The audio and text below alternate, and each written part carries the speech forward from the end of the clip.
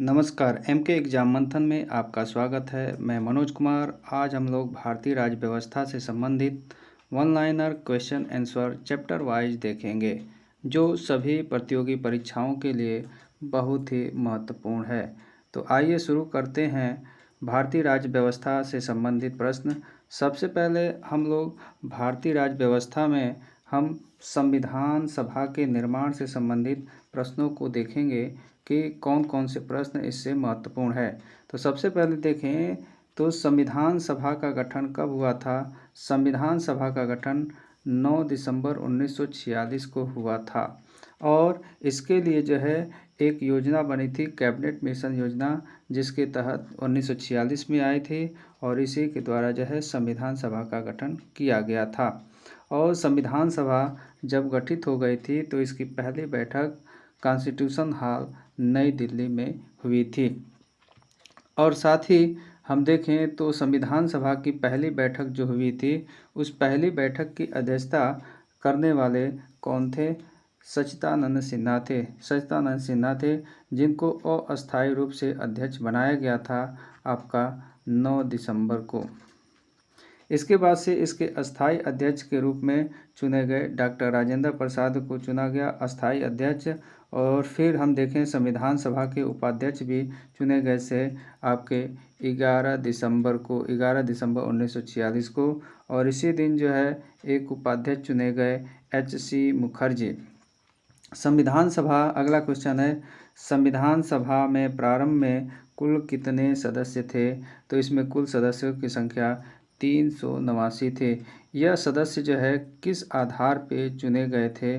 इन सदस्यों को जो है जनसंख्या के आधार पे चुना गया था, यानी भारत की जितनी जनसंख्या थी उस समय उसके आधार पे चुना गया था। तो भारत की जनसंख्या उस समय करीब 39 करोड़ थी और प्रत्येक सदस्य जो है 10 लाख पे एक सदस्य चुना जाना था, इसलिए लगभग 389 सदस्य होते हैं। लेकिन अगला क्वेश्चन है, स्वतंत्रता के बाद संविधान सभा में कितने सदस्य रह गए?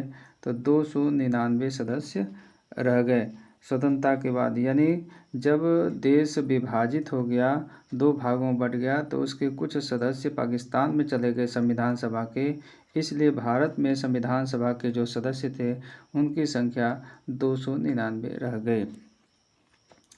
इसके बाद से अगला क्वेश्चन है, संविधान सभा के सदस्य किसके द्वारा चुने गए थे? तो संविधान सभा के सदस्य जो है विधानसभा द्वारा चुने गए थे। यानी उस समय ब्रिटिश प्रांत हुआ करते थे, उन ब्रिटिश प्रांतों में विधानसभाएं होती थी, उन विधानसभाओं के सदस्यों से संविधान सभा के सदस्य चुने गए थे।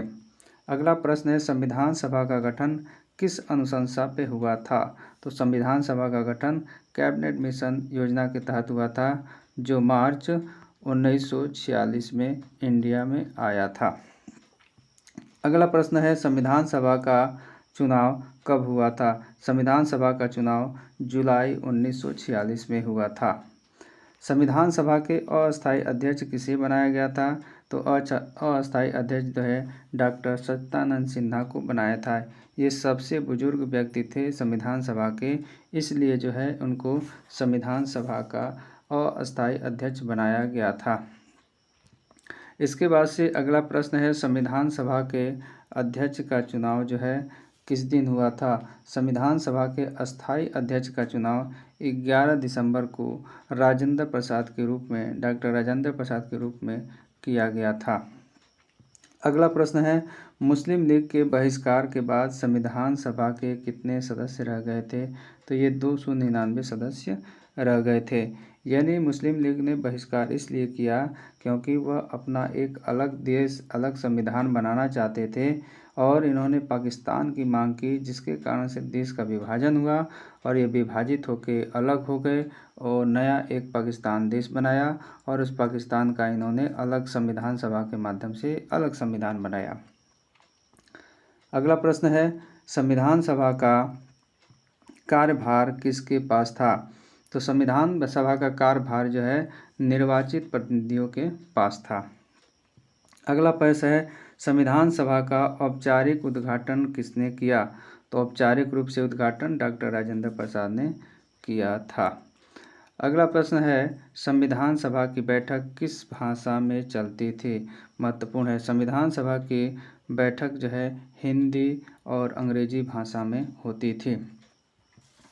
अगला प्रश्न है, संविधान सभा के सचिव कौन थे? तो संविधान सभा के सचिव एच.वी. अयंगर थे। अगला प्रश्न है, संविधान सभा का कुल कार्यकाल कितना था? यानी संविधान सभा का कुल कार्यकाल 2 वर्ष 11 माह 18, यानी संविधान को बनाने में 2 वर्ष 11 माह 18 दिन लगा था, वही उसका कार्यकाल था। अगला प्रश्न है, संविधान सभा की कुल बैठकें कितनी हुई थी? तो संविधान सभा की कुल बैठकें 165 हुई थी। अगला प्रश्न है, संविधान सभा ने संविधान निर्माण में कितना खर्च किया? संविधान सभा ने संविधान निर्माण में 63,96,729 रुपये टोटल खर्च किए थे। 24वें नंबर का प्रश्न है, संविधान सभा का अंतिम मसौदा कब प्रस्तावित हुआ था? तो संविधान सभा का अंतिम मसौदा 26 नवंबर 1949 को प्रस्तावित हुआ था। अगला प्रश्न है, संविधान सभा द्वारा संविधान को कब अपनाया गया था? तो इसे 26 नवंबर 1949 को अपनाया गया था। अगला प्रश्न है, संविधान जो है कब लागू हुआ था?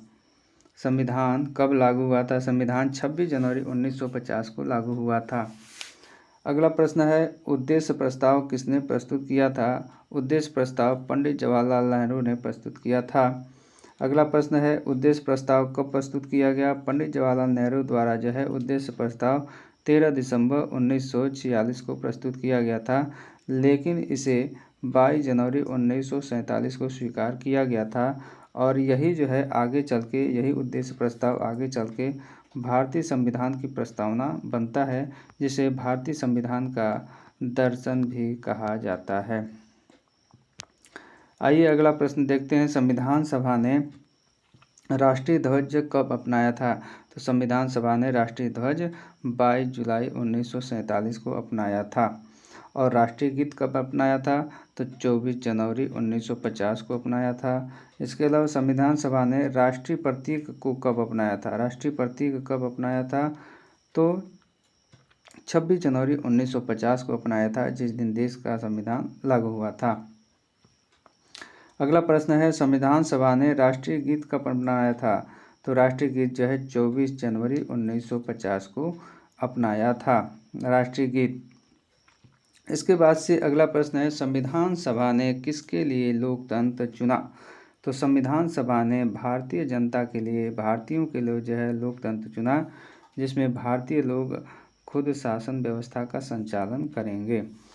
अगला प्रश्न है, संविधान सभा ने किस शासन प्रणाली को अपनाया था? तो संविधान सभा ने संसदीय शासन प्रणाली को अपनाया था, जो ब्रिटेन से ली गई है। अगला प्रश्न है, संविधान सभा ने किस प्रकार का संविधान बनाया था? तो संविधान सभा ने संघात्मक, लिखित और लंबा संविधान बनाया था, यानी दुनिया का सबसे लंबा संविधान है, क्योंकि इसमें 395 अनुच्छेद समाहित हैं। अगला है प्रश्न, संविधान सभा ने किस नीति को अपनाया?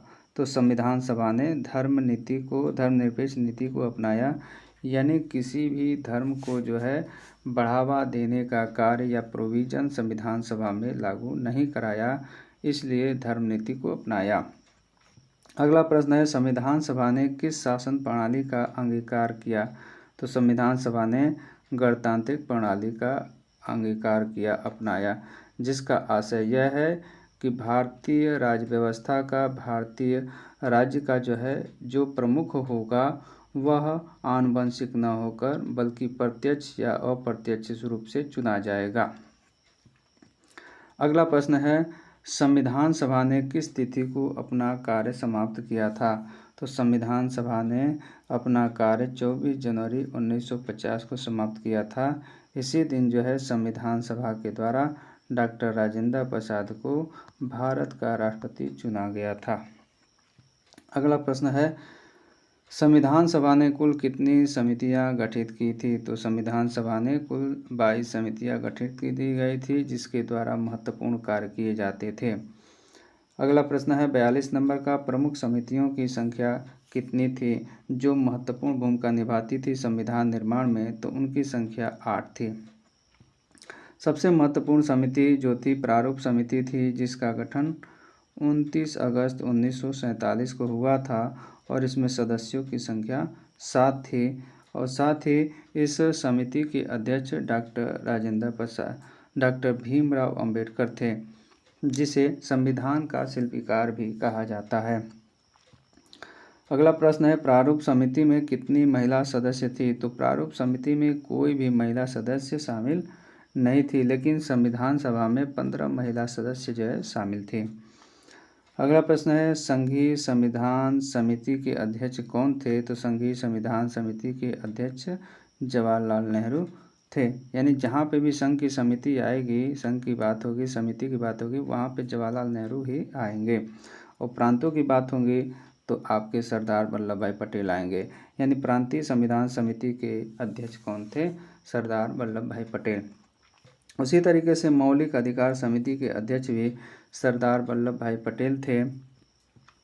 और परामर्श या एडवाइजरी कमेटी का अध्यक्ष भी सरदार वल्लभ भाई पटेल को बनाया गया था। इन्हें लौह पुरुष के नाम से भी जाना जाता था, क्योंकि इन्होंने भारत की 562 रियासतों को एकीकृत करके एक भारत का निर्माण किया था, इसीलिए इनको लौह पुरुष के नाम से भी जाना जाता है।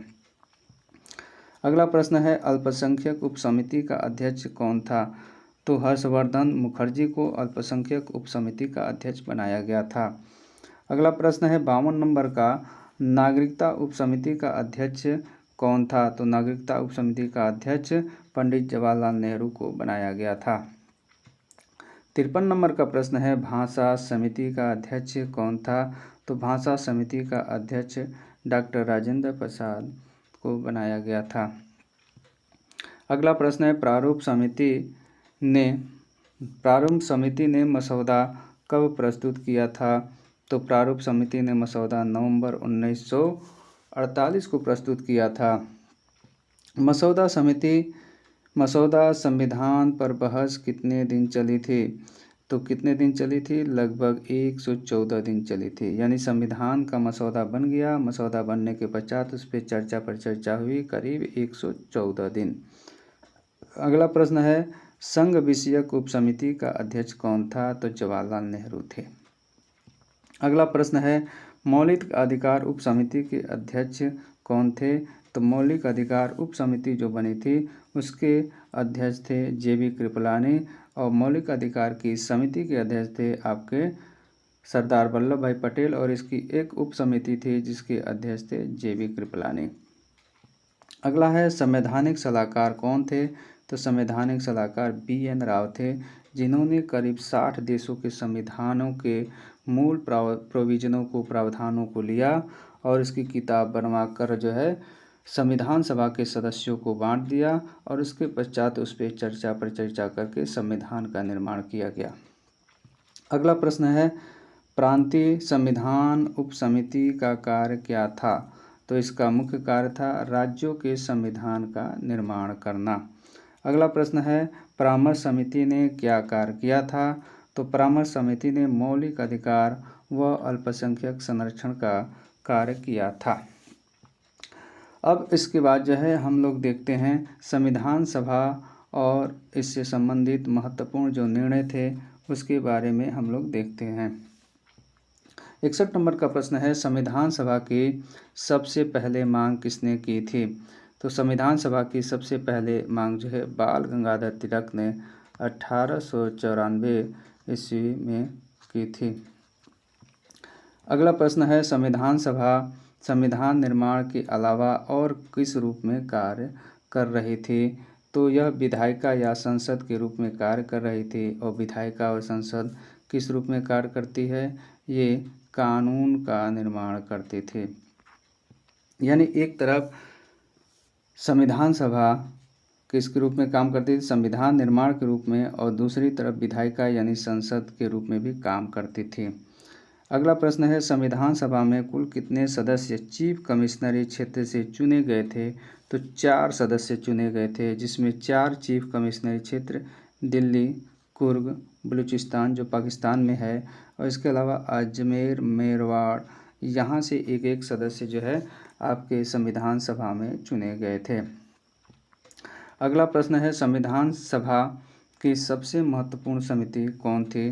तो सबसे महत्वपूर्ण समिति आप लोग जानते हैं कि प्रारूप समिति है, जिसके द्वारा व्यवस्थित तरीके से संविधान के प्रोविजनों को लिखा गया था।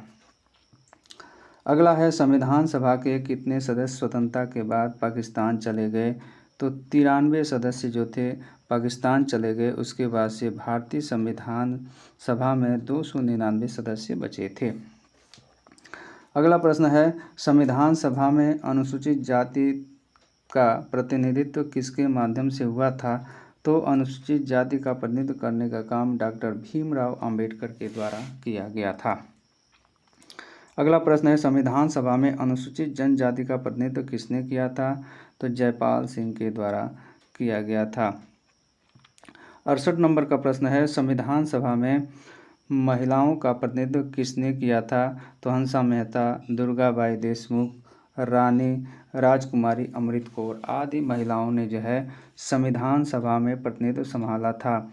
और संविधान में सभा में कुल महिलाओं की संख्या जो थी 15 थी।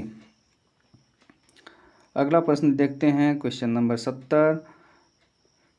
भारत में राज्यों का अलग संविधान नहीं है, यह किसका लक्षण है?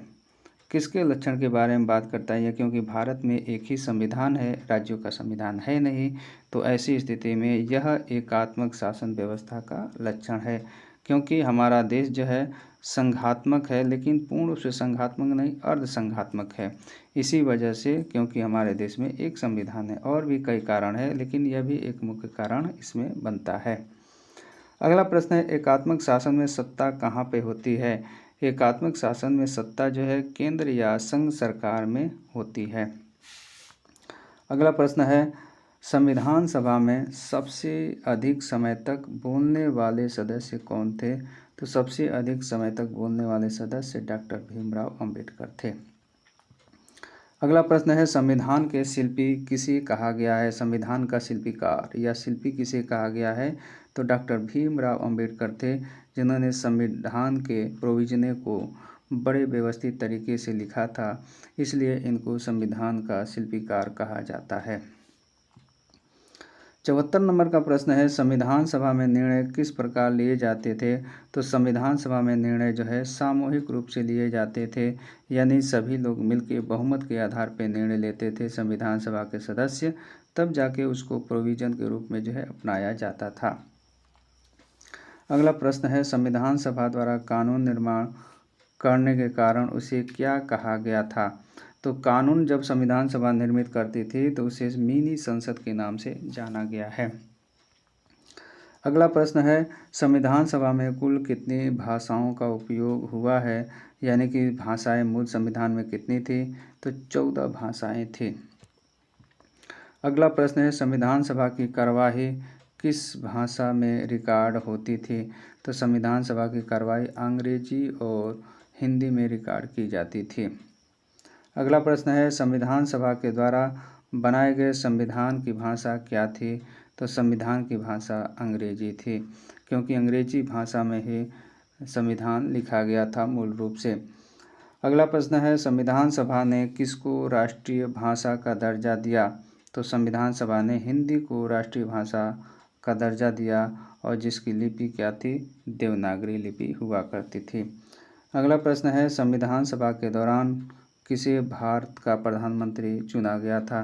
तो संविधान सभा जब बन गई थी उसके बाद से एक अंतरिम सरकार का गठन किया गया था, जिसके प्रधानमंत्री चुने गए थे पंडित जवाहरलाल नेहरू। अगला प्रश्न है संविधान सभा के दौरान किसे भारत का प्रधानमंत्री चुना गया था? तो पंडित जवाहरलाल नेहरू को चुना गया था। अगला प्रश्न है संविधान सभा ने गणतंत्र दिवस के रूप में 26 जनवरी को क्यों चुना था?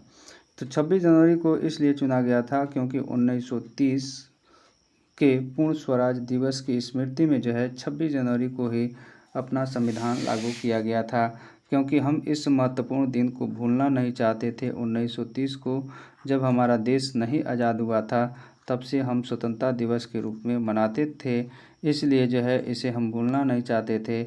तो इसी की याद में 26 जनवरी को गणतंत्र घोषित किया गया था।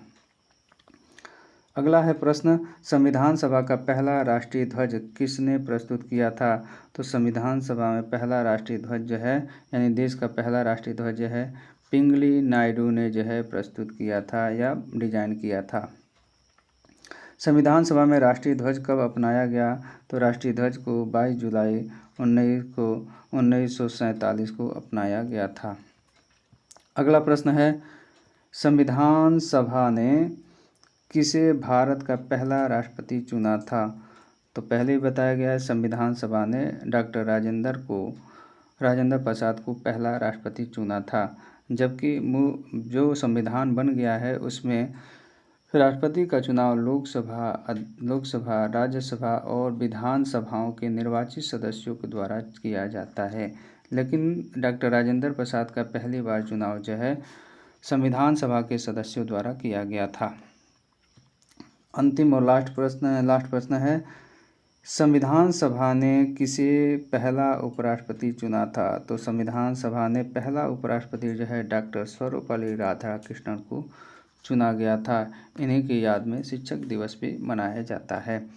तो ये रहा आज का हम लोगों का क्वेश्चन, 86 क्वेश्चन हुआ है। तो वीडियो कैसा लगा आप लोग ज़रूर बताइएगा। तो इसी के साथ नमस्कार और वीडियो देखने के लिए धन्यवाद।